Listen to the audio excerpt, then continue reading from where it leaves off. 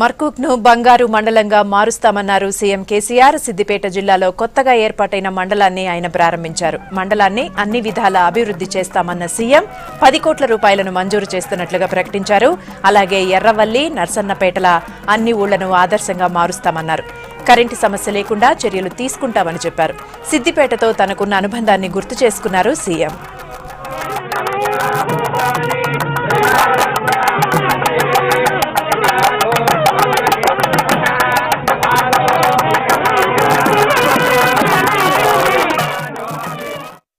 ఎట్లా మరకూకు మండలం బంగారు మండలం కావాల్సింది. ఇప్పుడు నేను బయట ఎక్కడైనా మాట్లాడినా అనుకో, మాట్లాడితే ఏమంటారు, నీ మండలమే సకాలం లేదు, నువ్వు ఏం చెప్తావు సార్ మాకంటారు. అంతే కదా. కాబట్టి ఎట్టి పరిస్థితులలో మరకూకు అన్ని విధాల అద్భుతమైన మండలంగా రూపుదిద్దాలి.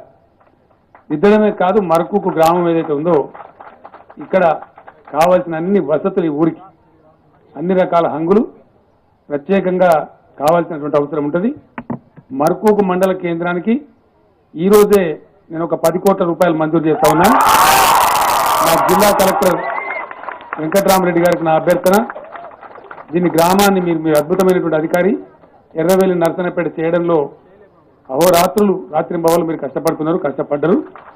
అట్లనే మర్కూకు మీరే స్వయంగా ఎప్పుడన్నా ఒక పాదయాత్ర నిర్వహించి ఇక్కడ కూడా గ్రామాభివృద్ధి కమిటీ ఏర్పాటు చేయించి ఒక ఐకమత్యాన్ని తీసుకొచ్చి గ్రామంలో ఈ డబ్బును ఎట్లా సద్వినియోగం చేద్దాం, అసలు ఈ గ్రామానికి ఏం కావాలి, ఎక్కడ ఉన్నదాన్ని చెడు ఉన్నదాన్ని ఏం తీసేయాలి, ఏం అతకాలి. మర్కూకు బ్రహ్మాండంగా అయిందా మండలం, వట్టిగా మండలం అయిందంటే మండలం అవుడు కాదు, అన్ని హంగులు ఉన్నాయి మర్కూకులో. గ్రామానికి ఒక పెద్ద కమ్యూనిటీ హాలు, మంచి చెడ్డ అన్ని ఏమేమి కావాలి మొదలైతే ఇప్పుడు కథ. ఎర్రవేలు కాదు ఎట్లయిందో మీద అట్లనే అవుతుంది. కాబట్టి ఆ ప్రకారంగా కావాల్సింది ఈ 10 కోట్ల రూపాయలు దేనికి వినియోగించాలి ఇన్ఫ్రాస్ట్రక్చర్ అనేది జిల్లా కలెక్టర్ గారే మీ వెంట ఉంటారు. మీ గురించి ఒక అధికారిని కూడా అపాయింట్ చేస్తారు మరొక డెవలప్మెంట్ కోసం. ఆ ప్రకారంగా అన్ని విధాలుగా అభివృద్ధి చెందాలి. ఈరోజు నాకు గుండె నిండా చాలా సంతోషంగా ఉన్నది. ఎందుకంటే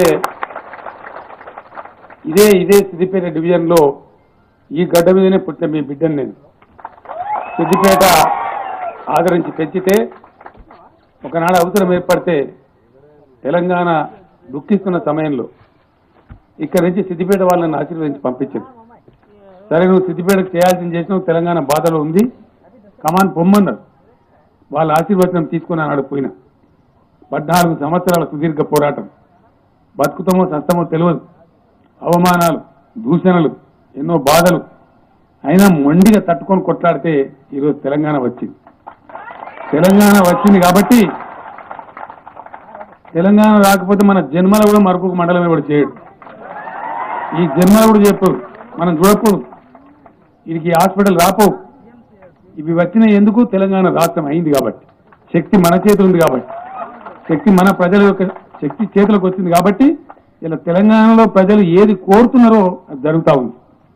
ఈరోజు మండలాలు 125 కొత్త మండలాలు ఏర్పడ్డాయి తెలంగాణ వ్యాప్తంగా. మొత్తం అంతా కలిపి తెలంగాణలో ఈ రోజు నుంచి 584 మండలాలు ఉంటాయి. రెవెన్యూ డివిజన్లు 68 ఉంటాయి.